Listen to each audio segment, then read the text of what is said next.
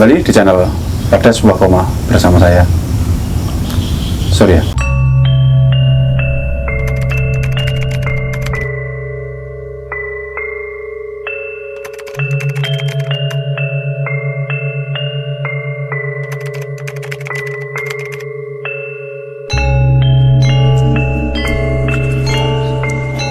Hari ini kita berada di Kelurahan Pakintelan, Kecamatan Gunung Pati, Kota Semarang, Jawa Tengah. Mengapa tim Pada Sebuah Koma hari ini ke tempat ini? Karena beberapa teman-teman YouTuber Kota Semarang sudah mengunjungi tempat yang dianggap keramat oleh sebagian kalangan. Jadi tim Pada Sebuah Koma seakan kayak penasaran untuk mendatangi tempat ini.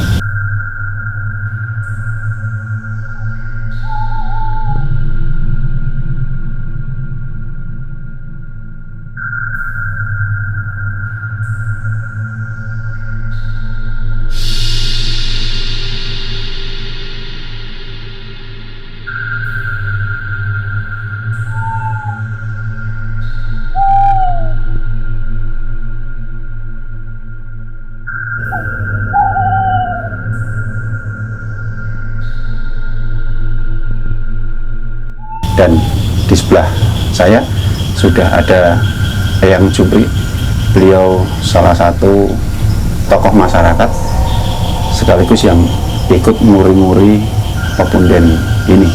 Jadi ceritanya nanti seperti apa, beliau yang akan lebih detail menceritakan keberadaan makam di depan saya ini, karena agak sedikit aneh menurut saya, karena makam ini hanya semacam kayak tumpukan-tumpukan batu, walaupun sekali lagi versi saya auranya cukup luar biasa. Selamat sore Yang Jupri. Selamat sore Ki Surya. Pripun kabar, sehat? Alhamdulillah pantungane nggih. Sehat.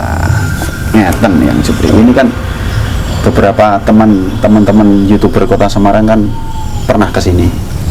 Saya juga melihat beberapa kali kok, ini narasumbernya kok Yang Jupri.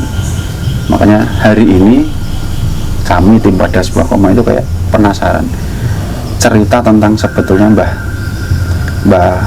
sebut saja Mbah Pakintelan ngaten nggih, walaupun seratannya kok berbeda. Pripun gimana ceritanya kok bisa berbeda antara Mbah Pakintelan dengan seratan yang ada di atas itu? Jadi istilah Pakintelan dulu ya. Pakintelan itu kalau diartikan dari kata kintel itu kan mengasah. Mengasah atau istilahnya itu membuat sepuh ya, menyepuh ya istilahnya, seperti itu. Jadi dijadikan dusun Pakintelan itu karena termasuk orang-orang dahulu itu nyepuh atau nyepuh ini menuakan untuk bab masalah keilmuannya itu di desa Pakintelan. Jadi terus dikatakan desanya Pakintelan. Keduanya bab masalah pepunden yang ada di sini, banyak YouTuber yang datang ke sini. Ya sebelumnya saya ucapkan terima kasih atas kedatangan dari tim YouTuber Pada Sebuah Koma yang dibandgani oleh Ki Suryo ya dari Kalisegoro. Tentunya dengan rasa penasaran kenapa di desa Pakintelan di sini, dusun Pakintelan sini ada kedatangan tamu dari luar. Ya, sejarahnya itu karena mereka juga penasaran. Ternyata ada aura tersendiri yang ada di tempat ini, terutama di makamnya Mbah Pakintelan ya. Kalau orang sini mengatakan Mbah Hasbullah ya monggo, intinya seperti itu ya. Intinya ini adalah Pangarso, istilahnya Pangarso itu ketua dari para pepunden yang ada di Pakintelan. Karena pepunden di Pakintelan itu banyak sekali ya, bukan cuman Mbah Pakintelan ini, cuman ini istilahnya itu apa ya, ketuanya ya, ketua dari para pepunden gitu. Pemimpinnya ya dari para pepunden ya, seperti itu Ki. Nah, Nek, kalau ini memang waktu itu dianggap sepuh, dianggap sebagai ketua, kan di beberapa punden yang lain itu kan tempatnya itu kan biasanya nuwun sewu agak keren-keren, bagus-bagus, dibangun sedemikian rupa seperti dikeramatkan gitu. Kalau di sini kok tidak gitu ya. Nah, itulah kelebihan dari Mbah Pakintelan. Mbah Pakintelan itu menyukai dengan yang namanya kesederhanaan. Nah gitu ya, dia inginnya sederhana. Sebetulnya banyak juga yang ingin dibuat mewah di sini ya, dibikin wah makamnya ya. Mungkin ada juga makam yang lain yang dibikin bagus gitu ya, dan sebagainya. Tapi Mbah Pakintelan dia karena kesederhanaannya itu memberikan contoh bagi masyarakat bahwa hidup sederhana itu lebih bagus kan gitu ya, nggak harus dikelihatkan mewahnya kan gitu, yang penting adalah isinya, biasanya seperti itu. Jadi beliau tidak mau dibikin yang terlalu mewah karena khawatirnya malah nanti diikutin sama mungkin warga-warga sini ya, hidup mewah tadi. Jadi intinya dia memberikan contoh hidup sederhana gitu. Padahal sebetulnya ada gitu donatur yang ingin ini bangun gini ya, ada banyak yang pengen memberikan ini yang bagus, tapi nanti juga ingin tapi cuman di list aja, atas tetap batu tetap batu karena kesederhanaan itu tadi, nggak mau dikatakan yang memang pun sebelah ada yang dikasih apa kuncup apa ya itu kicing ya, beliaunya nggak mau kayak gitu. Terus kami penasaran kalau bahasa yang lain kan karomah beliau ini sejak Belanda atau sejak kapan atau dan sebagainya, ceritanya bagaimana yang kalau karomah dari Mbah Pakintelan, dia itu sifat ngemongnya itu luar biasa. Dari sederhana tadi, sifat ngemong dengan masyarakat yang ada di desa Pakintelan. Dengan adanya sifat ngemong tadi, tidak harus misalkan apa itu istilahnya bertanding, tidak harus mengeluarkan yang namanya pusaka ya. Dengan dia sendiri pun ya ngeluruk tanpa bolo kayak gitu ya. Jadi musuh yang dihadapin pun udah gentar duluan ya, dengan karismanya beliaunya. Kalau dulu malah banyak berkembang di zaman Belanda dulu. Belanda itu kan dulu udah istimewa ya peralatannya ya, canggih gitu ya. Bom itu nggak bisa meledak di daerah Pakintelan, luar biasanya itu nggak bisa meledak. Kalau ke sini itu udah ada yang nyari ke sini kayak ini hutan belantara, nggak ada perkampungan gitu. Padahal di sini ada perkampungan, kayak ada yang nyilep gitu, hilang gitu. Orang Jawa bilang disiwer. Lah disiwer itu luar biasa sih gitu. Jadi orang Belanda itu nggak ada yang berani masuk ke wilayah sini. Ya pernah dicoba dengan bom tadi tapi nggak bisa meledak. Nah dari situlah kelebihan dari para pepundian dulu ya, karena dia mempunyai kelebihan dengan mungkin tirakat ya dulu ya.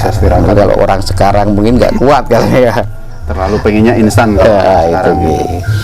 Terus yang di bawah tadi makam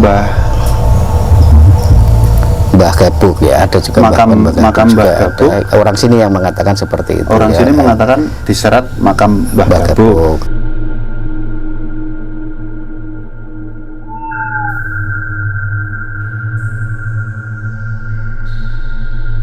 Ya teman-teman, sekarang kita di pelataran luar. Jadi sebelum ke Mbah Pakintelan ini ada sedikit tangga untuk masuk ke dalam.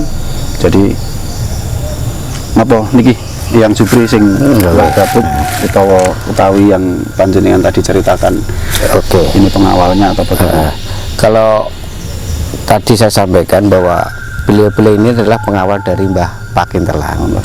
Kemana beliau pergi, yang berdua ini sering mendampingi beliau.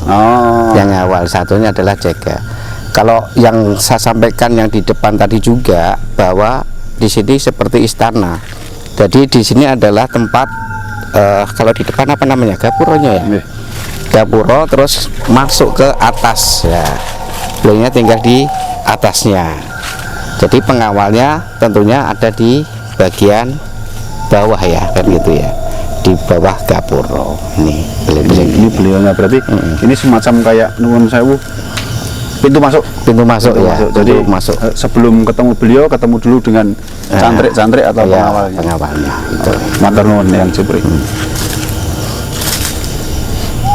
Biasanya kalau makam seperti ini kan tidak ada penjaganya yang Supri. Iya. Biasanya kan ada yang nuwun sewu datang minta yang aneh-aneh dan sebagainya. Adakah yang seperti itu Supri? Ya ada juga yang datang ke sini luar kota. Kebetulan saya diajak itu. Oh, diajak. Saya tahu, saya dicari itu. Datang ke rumah itu malah orang Kalimantan malahnya. Orang Kalimantan. Dan dia jam berapa itu? Orang Kalimantan itu malam itu ya. Malam sekitar jam 10:30 malam. Oh, 10:30. Juga ada yang dari Semarang juga 1:30 gitu ya. Dari Semarang juga ada. Saya sekedar mengantarkan itu. Makam Pebunden setelah pangarsonya Pebunden di Pakintelan. Bab masalah permintaan yang macam-macam itu kan kita mengarahkan semua itu adalah dari Allah semata, kan gitu ya. Betul. Kita jangan meminta sesuatu kepada makam, tapi kita mendoakan makam tersebut, mendoakan yang ada di makam ini untuk senantiasa kita mendapatkan berkah barokahnya, kan gitu. Karena beliau lebih dekat dengan kita, kan gitu ya. Dengan beliau kita doakan, otomatis apa yang kita minta kepada Allah otomatis insya Allah diijabah. Dia juga mengaminkan, kan gitu ya, mengaminkan kepada Allah. Itu macam-macam gitu. Ada yang mungkin apa itu pekerjaannya seret atau gimana ya, belum punya jodoh mungkin ya. Mungkin kalau ada tim dari pada Semahkoma yang belum punya jodoh kan bisa juga mungkin dimintakan sama Allah ya gitu, sama Allah mungkin mantan Mbah Pakintelan juga mengaminkan apa yang diminta kepada Allah, kan gitu ya. Amin. Pernah ada cerita di sini aneh-aneh, ada penampakan dan sebagainya? Kalau penampakan di sini ada banyak gitu. Kalau malam lebih terasa lagi kalau malam gitu. Pernah ke sini jam 11 itu ya, malam itu 11 itu diajak ke sini, lampu pas mati semua. Oh, yang Kalimantan tadi. yang Kalimantan jam 11-an itu di sini banyak penampakan yang ada, termasuk ada pocong, ada macannya juga, harimaunya di sini, penunggunya juga ada harimau, ada pocong, mungkin ada yang lainnya, genderuwo dan sebagainya. Itu banyak sekali di sini penampakannya di sini, dan mereka juga tidak mengganggu sebetulnya ya. Tidak mengganggu karena antara mereka dan kita sebetulnya jaraknya sangat tipis sekali. Mereka ya mereka, kita ya kita. Kalau kita mengganggu duluan ya kita juga nggak tahu mereka bagaimana, juga nggak mau diganggu, kan gitu ya. Itu malah justru lebih banyak kita yang mengganggu mereka. Nah, kita datang misalkan sembrono dan sebagainya, malah mereka terganggu, kan secara tidak langsung kan terganggu sebetulnya gitu, meskipun dia udah meninggal istilahnya, udah nggak kelihatan ya, tapi secara ruhnya kan tetap masih ada gitu ya. Dia lebih dekat dengan Allah malahan gitu ya, daripada kita gitu. Terus yang bikin kita selalu kemanapun tuh pada sebuah koma kan biasanya meminta saran atau pesan biar tim pada sebuah koma dan penonton pada sebuah koma itu selalu mendapatkan pesan-pesan dari sesepuh ini sepuh, pesan yang selalu sering Mbah Pakintelan sampaikan lewat panjenengan itu buat yang hidup zaman sekarang. Kalau di zaman sekarang, kalau beliaunya itu kadang saya dikasih bisikan, bahasanya seperti itu ya. Sekian ya, secara ini itu mengingatkan kepada manusia zaman sekarang ini, banyak-banyaklah bersyukur dengan nikmat yang diberikan Allah kepada kita. Banyak bersyukur, kita harus selalu menjaga keluarga kita, kan gitu ya. Dengan apa? Ya dengan ibadah. Dengan ibadah tentunya kita menunjukkan rasa syukur itu kepada Allah. Dan kita juga harus mengingat bahwa semua apa yang kita miliki adalah itu tidak bakalan langgeng. Semuanya hanya sekilas jalan, kan gitu. bahasanya kalau orang Jawa mengatakan itu mampir ngombe kan gitu ya, ya. Mampir ngombe, sekedar aja mampir ngombe gitu. Jadi hidup sederhana, selalu bersyukur, selalu ingat kepada Allah Sang Pencipta ya, yang mempunyai jagat raya ini, alam dunia ini. Karena sekarang kejadian-kejadian itu udah banyak sekali yang kita rasakan sekarang ini. Bencana-bencana itu suatu yang mengingatkan kita.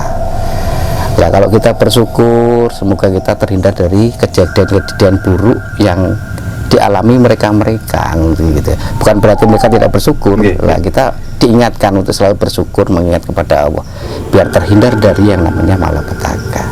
Amin, amin. Begitu Ki. Ya. Ada yang ingin disampaikan yang lain, yang seperti? Kalau yang saya sendiri cuma menyampaikan semoga di tempat ini Mbah Pakintalan itu nanti ada suasana haul yang meriah. Amin, amin. Ya, sementara ini memang di Pakintalan ini orang-orang Pakintalan sendiri, orang-orang kelurahan Pakintalan sendiri, masyarakat Pakintalan sendiri belum paham dengan adanya pangarso pepunden ada di Pakintalan. Belum banyak yang tahu. Jadi lewat youtuber yang datang ke sini, apalagi dari youtuber pada semua koma dari Semarang sendiri itu ya, kita harapan kami itu bisa nanti bisa mengenalkan pepunden di Pakintalan di sini, atau Mbah Pakintalan, pangarso Pakintalan di sini ada di Pakintalan juga. Ada yang luar biasa karomahnya kan gitu, yang banyak orang tidak tahu dengan kelebihan beliaunya gitu. Matan yang seperti cekap.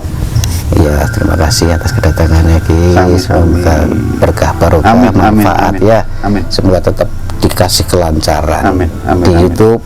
Nah, di YouTube dan mungkin dari pekerjaan yang lainnya ya.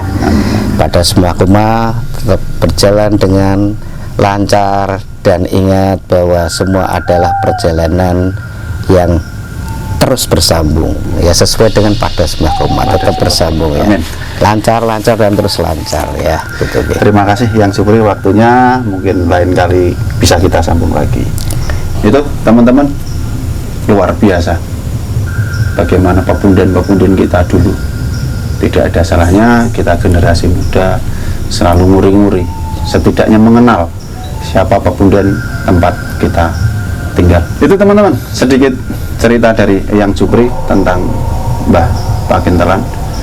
Selalu mengingatkan kita semua untuk selalu hidup sederhana, dan jangan lupa berdoa dimanapun kita berada.